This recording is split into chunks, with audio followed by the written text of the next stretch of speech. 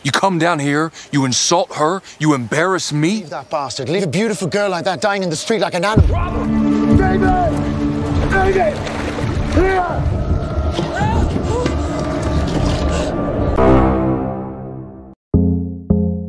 Yo, sohib-sohib Mamang, balik lagi nih sama Mamang Roy di channelnya Alur Cerita Film buat kalian para movie mania. Mantap!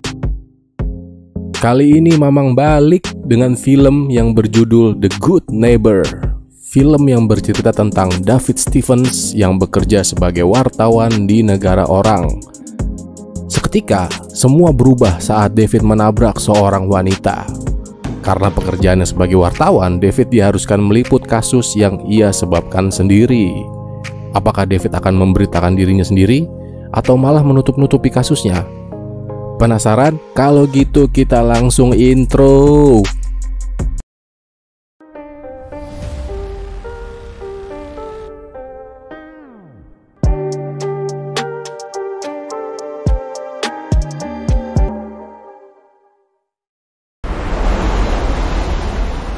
Film diawali oleh David yang terbangun setelah melakukan perjalanan panjangnya ke Riga, Latvia. Ia pun dijemput di bandara menggunakan mobil untuk menemui teman lamanya. David Stevens adalah wartawan asal Amerika yang akan memulai pekerjaan barunya bersama teman lamanya Grant di kota Riga, Latvia. Setelah menikmati indahnya kota di Latvia, David pun tiba di tujuannya dan disambut oleh Grant, teman lamanya sekaligus bosnya David di kantor barunya. Pekerjaan baru David membuatnya mendapat rumah besar beserta semua isinya. Bahkan Grant meminjamkan mobil BMW-nya untuk David selama tinggal di sana. Keesokan harinya, David pun memulai hari pertama di kantor barunya. Berkenalan dengan teman baru dan cewek baru. BTW si David ini single ceritanya. Malam harinya, David hendak berpergian dengan mobil yang dipinjamkan oleh Grant. Karena mobilnya nggak bisa nyala, David pun memutuskan untuk meminta bantuan tetangganya. Dan disinilah ia bertemu dengan Robert, pria sebatang kara yang tinggal di sebelah rumahnya David. Robert adalah seorang perawat keliling dan hobinya adalah memancing. Setelah mendapat bensin dari Robert, David pun kembali ke mobilnya yang mogok. Namun mobilnya tetap tidak nyala. Akhirnya, Robert pun datang membantu David dan mobilnya yang mogok. Di sini mereka bertukar informasi tentang pekerjaan masing-masing. Berkat bantuan Robert, kini mobilnya David sudah nyala. Dan David mengajak Robert nyari angin, muter-muter keliling kota Riga karena David takut mobilnya mogok lagi. Mereka pun lebih mengenal satu sama lain. Karena Robert orangnya asik diajak ngobrol, mereka pun bisa akrab dengan cepat. Pada malam berikutnya, David merasa gabut hanya menonton TV di rumah sepulang dari tempat kerja. Dan kebetulan David bisa melihat Robert dari rumahnya. Dan ternyata acara TV yang mereka tonton sama. Udah fix duo gabut. Karena tahu si Robert juga gabut, akhirnya David mengajak Robert untuk minum-minum di bar. Robert pun oke-oke aja dan mereka langsung on the way.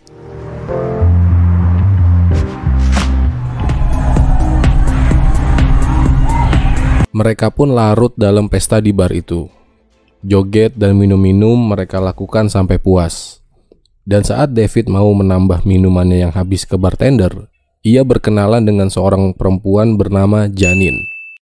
Perempuan yang hobi sepedaan kemanapun ia pergi. Setelah berbincang-bincang sebentar, David pun makin tertarik pada Janine. Dan diketahui Janine juga anak rantau sama seperti dirinya dan bukan asli Latvia.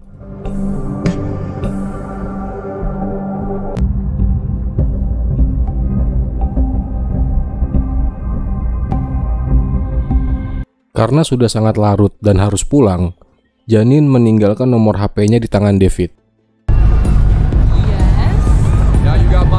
David pun memberitahu soal Janine pada Robert dan segera pulang. Dalam keadaan setengah sadar alias mabok, David menyetir melalui jalan tikus yang sepi. Akibat tidak fokus dan lalai saat mengemudi, David tidak sadar bahwa di depannya ada seorang wanita yang sedang mengendarai sepeda. Dan Watch out! wanita bersepeda itu pun tertabrak hingga terpental ke belakang. Dan dalam keadaan panik, David pun turun untuk melihat wanita yang ia tabrak. Janine? What the fuck? Ternyata wanita itu adalah Janine, wanita yang ia temui di bar barusan. Sebagai tetangga yang baik, sekaligus seorang perawat, Robert tetap tenang dan memberi pertolongan pertama ke Janine. Namun usahanya sia-sia, karena Janine ternyata sudah tidak bernafas. She's dead, David. David pun semakin panik dan mulai menangisi Janine. Bahkan David ingin menelpon polisi untuk meminta bantuan. Namun, hal itu dilarang oleh Robert karena kasus ini termasuk pembunuhan, dikarenakan David menyetir sambil mabuk. Karena situasi jalanan yang sepi dan tidak ada saksi mata di TKP kejadian, Robert pun menyarankan untuk segera kabur dan melarikan diri. Esok paginya, David bangun dari tidurnya dan harus menerima kenyataan bahwa yang semalam bukanlah mimpi. Ia telah membunuh seseorang. Ia sempat menelpon polisi untuk mengakui kesalahannya, namun tidak jadi. Ia juga sempat berpikir untuk melarikan diri dari Latvia, namun gak jadi juga.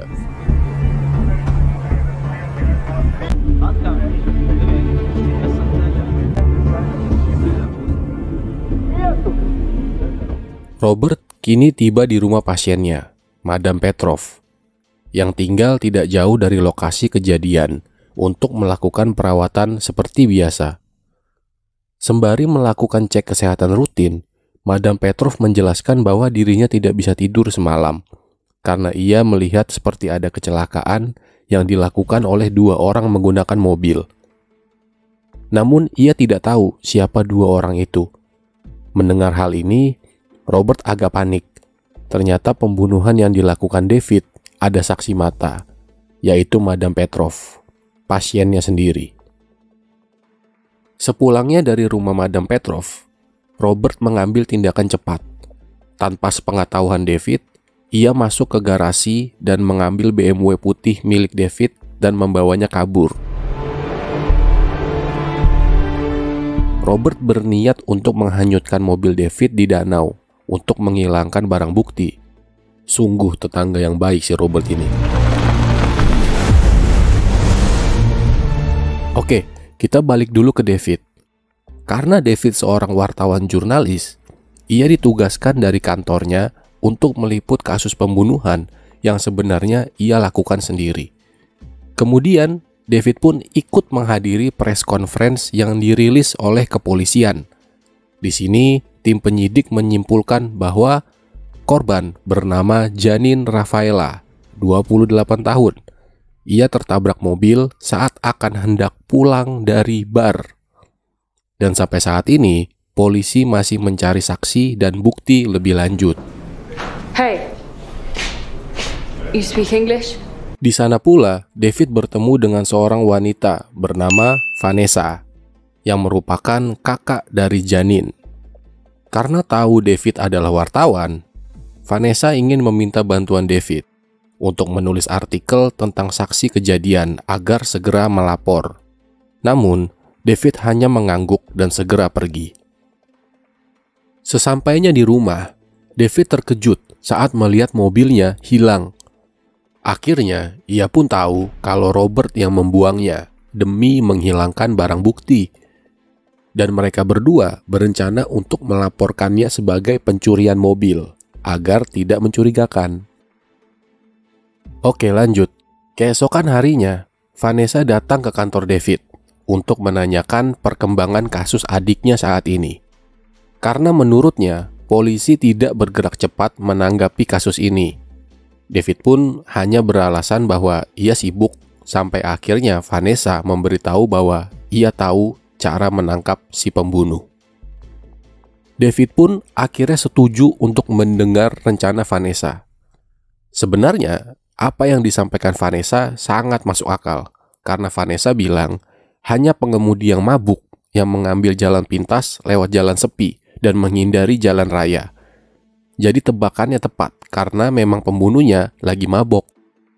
Namun David hanya membelokkan dan mengatakan bahwa ini semua butuh waktu dan biarkan polisi yang melakukan tugasnya. Di pertemuan ini, Vanessa juga curhat bahwa cuma janinlah yang ia punya karena kedua orang tuanya sudah tiada. Mendengar hal ini, David pun menjadi semakin iba pada Vanessa. Di hari berikutnya, giliran David yang menghubungi Vanessa untuk menanyakan kabar dan perkembangan kasus. Dan Vanessa memberitahu bahwa detektif Rain baru saja menelpon karena ada saksi yang mengajukan diri. Mendengar hal ini, David tidak senang dan langsung menghubungi sohibnya Robert.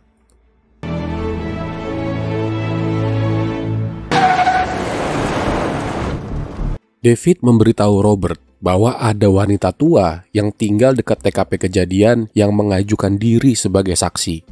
Dan kalian tahu siapa wanita tua itu? Ya, wanita tua yang dimaksud adalah pasiennya Robert, Madame Petrov. Dan Madame Petrov akan diinterogasi oleh polisi hari ini juga. Lagi-lagi Robert langsung mengambil tindakan cepat. Kini Robert sudah sampai di rumahnya Madame Petrov. Karena Robert yang merawat, maka tidak sulit baginya untuk masuk ke rumah itu. Robert juga membohongi Madame Petrov dengan mengatakan bahwa hasil tesnya yang minggu lalu salah dan ia harus disuntik ulang. Yang sebenarnya itu adalah suntikan untuk membunuh Madame Petrov, alias untuk membungkam saksi. Kemudian, scene berpindah ke David yang mengunjungi rumahnya Vanessa. Tujuan David adalah untuk mengetahui seberapa banyak informasi yang dimiliki oleh Vanessa dan kepolisian.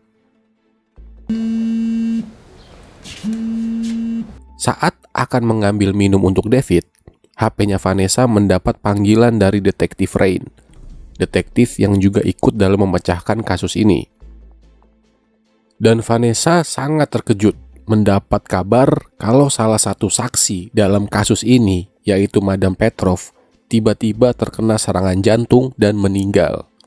Dan ya, kita tahulah ini semua ulahnya siapa. David yang tidak mengetahui kalau ini adalah ulahnya Robert, menelpon untuk memberitahu bahwa wanita tua yang menjadi saksi sudah meninggal. Robert pun hanya berpura-pura senang dan memberitahu David bahwa ia sedang masak untuk makan malam mereka. Namun David beralasan bahwa ia tidak bisa datang karena di kantor sedang banyak pekerjaan, dan di sini Robert agak kecewa. Lanjut, gak dapat adiknya, kakaknya disikat. Kini David dan Vanessa pun semakin dekat, dan sekarang lagi dinner berdua di resto. Mereka saling curhat tentang pekerjaan masing-masing dan mengetahui kalau mereka berdua ternyata masih melajang alias jomblo. Cie. Sementara itu, sebagai tetangga dan teman yang baik, Robert berniat untuk mengantarkan makanan yang ia buat tadi ke kantor David. Namun, setibanya di sana, ia bertemu dengan Grant, atasannya David, yang mengatakan bahwa David sedang makan di luar. Lagi-lagi Robert kecewa karena merasa dibohongi dan malah memberikan makanan itu untuk Grant.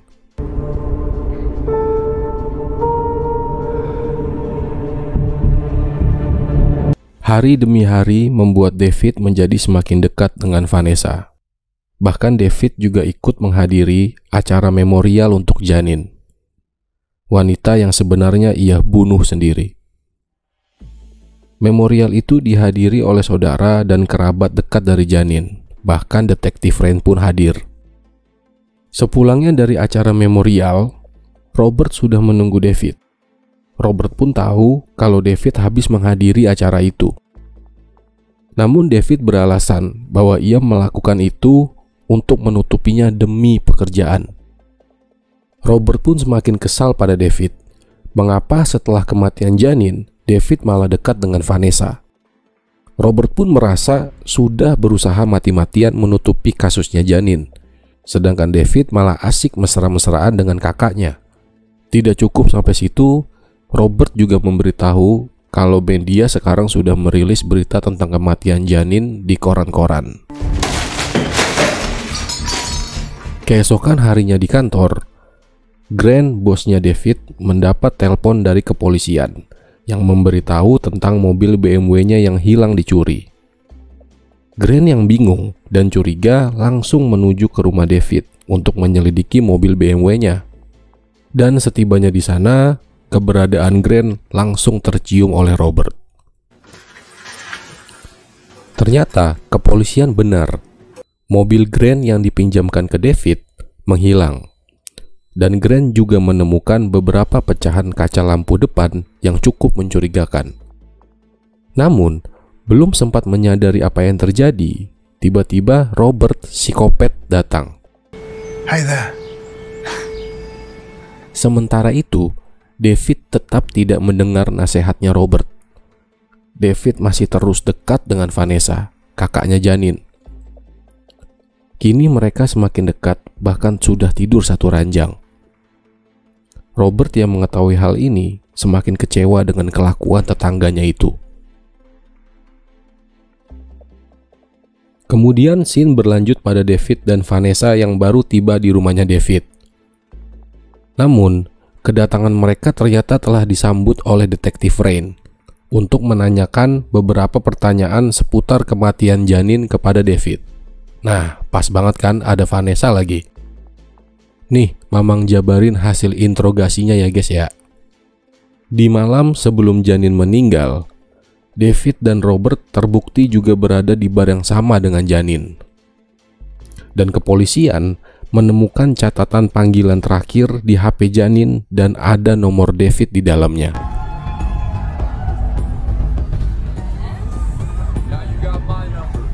Namun, David dan Robert sudah menyiapkan alibi sebelumnya buat jaga-jaga kalau mereka nanti diinterogasi. Dengan berdalih bahwa ia mabuk dan memang benar ia berkenalan dengan seorang wanita. Namun ia tidak tahu kalau itu adalah janin. Dan tak lama setelah perkenalan itu, David dan Robert pulang naik kereta sekitar jam setengah 12 malam. Vanessa yang dari tadi mendengar hal itu sekarang juga merasa curiga pada David dan juga kecewa. Karena ternyata selama ini David mengenal janin dan tak cerita apapun kepada Vanessa. Dan yang lebih mencurigakan lagi, setelah kematian janin, David melaporkan mobilnya yang hilang dicuri. Karena merasa sudah dibohongi setelah selama ini, Vanessa pun juga pergi meninggalkan David. Kesian. Kemudian scene memperlihatkan Vanessa yang datang ke bar Territoria, bar yang terakhir dikunjungi janin sebelum ia meninggal. Vanessa memesan minuman dan bertanya ke bartender di sana, apakah ia mengenal janin. Ternyata si bartender mengenal janin karena sering ke bar itu. Ia pun turut berbelasungkawa atas apa yang terjadi pada janin. Sepulangnya dari bar, Vanessa menunggu kereta untuk pulang ke rumah. Saat sedang menunggu, tiba-tiba ia dihampiri oleh petugas KRL di sana yang mengatakan kalau kereta tidak beroperasi di atas jam 10 karena saat ini sedang mengalami perbaikan. Petugas itu pun menyuruh Vanessa untuk naik bis aja. Nah loh, Vanessa pun bingung dan jadi teringat dengan alibi David yang mengatakan bahwa ia pulang dari bar malam itu naik kereta jam setengah 12 malam. Padahal nyatanya kereta tidak beroperasi di atas jam 10 karena lagi diperbaiki dan sudah sebulan lamanya. Dan sekarang akhirnya Vanessa tahu kalau David benar-benar berbohong dan hanya mengarang cerita. Vanessa yang sudah mengantongi bukti otentik langsung pergi ke rumah David untuk menanyakan kebenaran.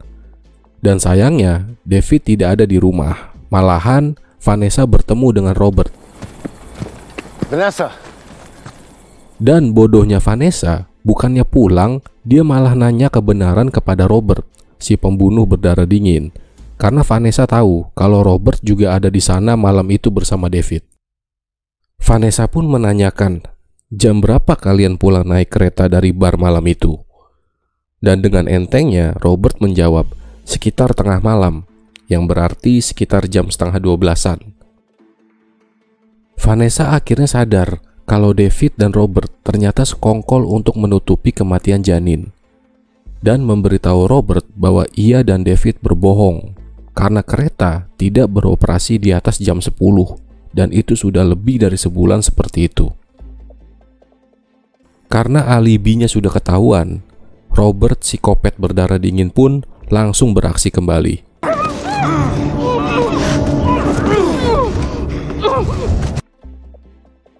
David yang baru saja pulang merasa ada seseorang di dalam rumahnya. Ternyata itu Robert yang sudah menunggunya. Robert bermaksud mau memberi hadiah kepada David yang saat ini lagi stres dengan semua masalahnya. Dan hadiah itu adalah tiket memancing selama 2 minggu di luar kota, lengkap dengan tiket keretanya. Namun David terlihat tidak begitu senang dengan hadiah dari Robert. Yang ada malah kesal dan justru merobek tiket itu langsung di depan orangnya. The fuck? Out of my house! Ternyata psikopat juga bisa nangis ya guys ya. Robert terlihat sangat kecewa pada David. Ia merasa usaha yang sudah ia lakukan untuk menutup-nutupi kasusnya David tidak mendapat balasan yang setimpal atau bahkan dihargai oleh David.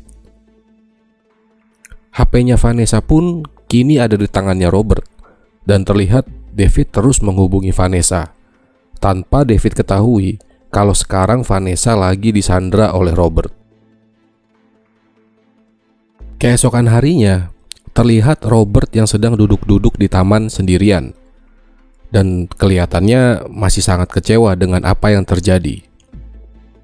Lalu, entah apa yang merasukinya, Robert tiba-tiba meminjam HP orang lain yang lagi duduk-duduk di taman itu dan menelpon 911 untuk melaporkan kejahatan yang ia dan David lakukan sendiri. Udah gila kayaknya si abang psikopat ini.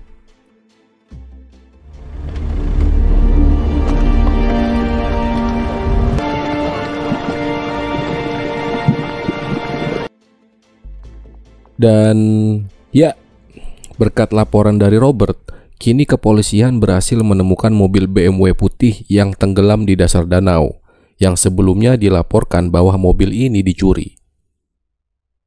Dan gak cuma itu guys, kepolisian juga menemukan ada mayat yang terbungkus oleh plastik dan pemberat. Setelah plastik itu dibuka dan dilakukan identifikasi, ternyata diketahui bahwa mayat itu adalah Grant, bosnya David di kantor. Ya, dan kita tahu lah ya siapa yang ngebunuh Grant.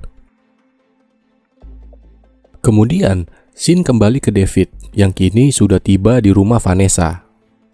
Namun, tiba-tiba David malah mendapat telepon. Robert, where's Vanessa? She's with me. Seperti yang kita tahu, orang di balik telepon itu adalah Robert, bukan Vanessa. Robert mau memberitahu bahwa Vanessa sedang bersamanya. David yang sadar kalau Vanessa terancam bahaya, langsung on the way.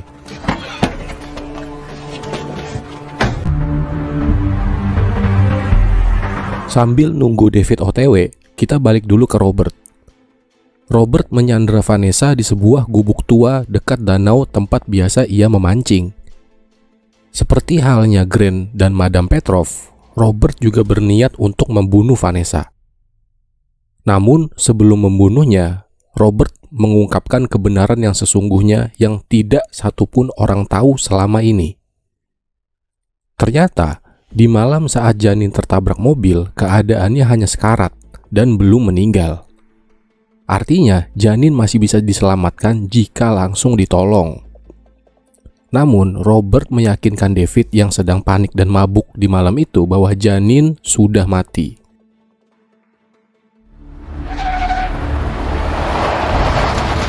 David sekarang sudah sampai di tempat yang dimaksud dan langsung berlari menyusuri hutan menuju ke gubuk tua. Tapi kayaknya terlambat, karena Robert sudah bersiap untuk membunuh Vanessa dengan dayung sampan.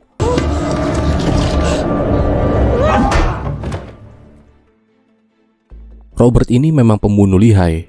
Ia tak lupa memakai sarung tangan agar tidak ada sidik jari di TKP. David yang dari tadi berlari kini akhirnya sampai. Dan sedihnya ia saat menemukan Vanessa dengan luka pukulan di kepala.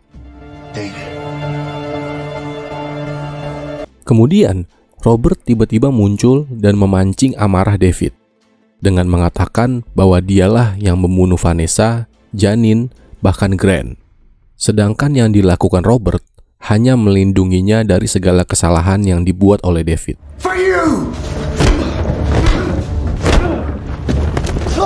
David yang sudah naik darah sekarang berniat untuk membunuh Robert. Kini Robert hanya bisa mengemis untuk hidupnya agar tidak dibunuh oleh David. Namun tiba-tiba kepolisian datang di waktu yang tepat sebelum Robert dibunuh. Robert yang sadar langsung ngeluarin skill actingnya seakan dirinya adalah korban dari David yang berusaha untuk menyelamatkan Vanessa. David yang difitnah tidak bisa berbuat apa-apa karena sekarang di dayung yang ia pegang ada sidik jarinya. Dan akhirnya David baru sadar bahwa ini semua adalah jebakan yang dibuat oleh Robert agar polisi menangkapnya sebagai pembunuh. Dan polisi bisa datang ke gubuk itu juga ulahnya si Robert yang nelpon sehabis dia membunuh Vanessa. Karena tahu David akan menyelamatkan Vanessa, Robert hanya perlu memancing emosinya David agar ia marah dan terlihat seperti pembunuh berdarah dingin sampai akhirnya polisi datang. Pinter si Robert ini.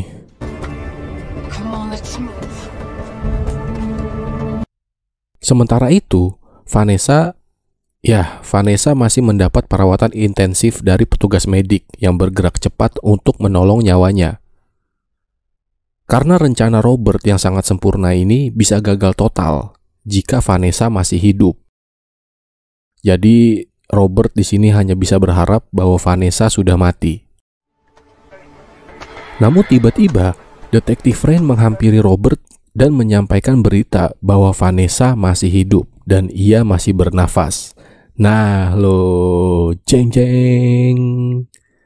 Hancurlah rencana Robert yang sangat sempurna. Namun, Robert yang lagi acting hanya bisa berpura-pura senang mendengar hal ini. David, sang tersangka utama dalam kasus ini, hanya bisa pasrah kepada polisi. Kemudian, dari jauh David melihat tim medik yang sedang mengangkut Vanessa untuk dibawa ke rumah sakit. Di sini David sadar bahwa belahan jiwanya ternyata masih hidup. Di sisi lain, Robert yang tahu rencananya sudah gatot alias gagal total dan akan nyusul David ke penjara, akhirnya lebih memilih untuk bunuh diri. Dan scene film ini diakhiri oleh Robert yang membunuh dirinya sendiri dengan mengikat kakinya ke jangkar dan tenggelam. Di masa lalu, salah. Di dasar danau maksudnya. Dan itulah tadi alur cerita dari film The Good Neighbor. Gimana? Seru? Menegangkan? Apa pusing?